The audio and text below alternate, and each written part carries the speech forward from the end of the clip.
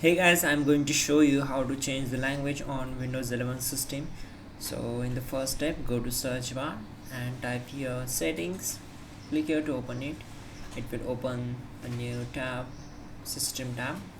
Now on the left side, click on time and language, and then on the right side select language and region. Then from here you can add a language, so search for it, select it and click on next. Now from here, these are the optional language features. You can select it.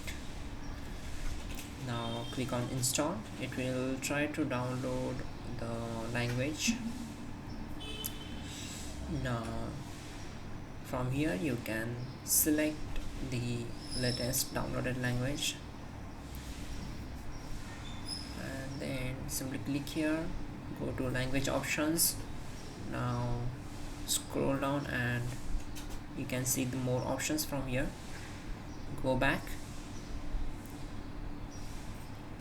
This is the language you selected. So to save the changes, simply restart your system, or you can simply sign out. Again, re-log in the system, enter your PIN and hit enter. And from here you can see or check the changes. To check, so simply click here and you can see, there we go. That's it guys, your problem is solved, you're good to go.